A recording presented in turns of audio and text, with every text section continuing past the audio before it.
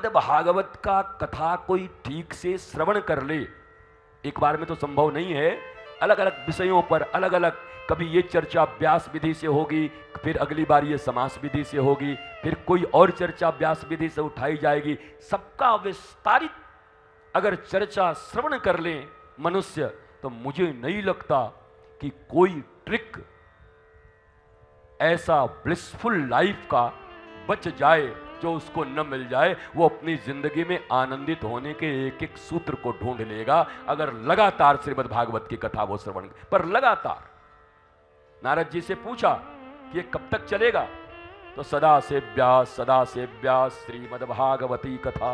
उन्होंने नहीं कहा कि कार्तिक में सुन लेना, श्रावण में सुन लेना, न हो तो देख लेना, कभी एक बार श्राद्ध पक्ष वाला सुन लेना। सीधा ही कहा सदा से व्यास श्रीमद् भागवती। भैया सदा, ऑलवेज।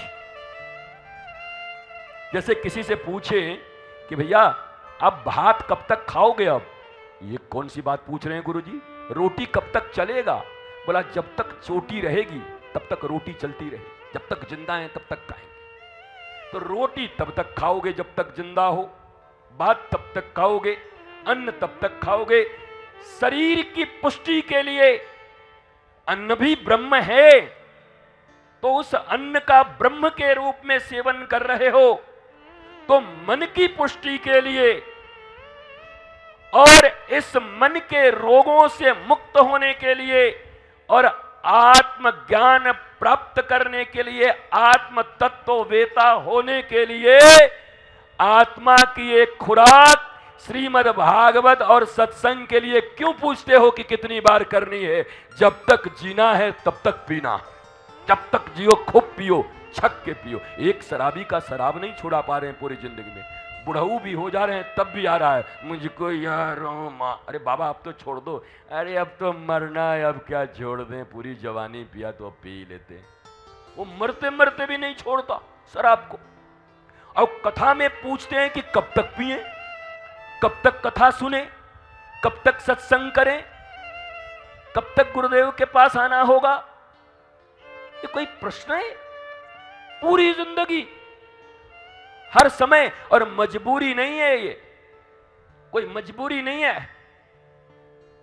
ये वही बात है, अगर हिंदुस्तान में रहना होगा तो वंदे मातरम कहना होगा। ये ऐसे ही है, अगर जीवन में आनंदित रहना होगा तो नंद के लाला के कथा आपको सदा सुनना होगा, बलदाऊ की कथा आपको सुन। आनंदित रहना है तो सुनो, नहीं रहना मत सुनो। मजबूरी थोड़ी है, कोई जरूरी थोड़ी है, तुम्हारे ऊपर कोई संविधान थोड़ी लादा गया है। ये तो धार्मिक संविधान है। धार्मिक संविधान मानने न मानने के लिए आप बाधित नहीं हो। मेरे गुरुदेव भगवान सदा कहा करते कि भैया सुनीति और सुनियम किसी को बाध्य नहीं करते। मानना है बड़ी अच्छी बात, नहीं मानना है और अच्छी बात। भारतीय संविधान नहीं है कि नहीं मानोगे तो राष्ट्रद्रोह में अंतर कर दिए जाओगे, अगर किसी धारा के विपरीत में पकड़ लिए गए तो जेल में डाल दिए जाओगे। ये धर्म की मर्यादाएं हैं तुम्हारे ऊपर। हां, पर ये जेल दिखाई नहीं पड़ेगा, पर वो जो नरक के जैसा जीवन होगा वो तुम्हें जीना पड़ेगा।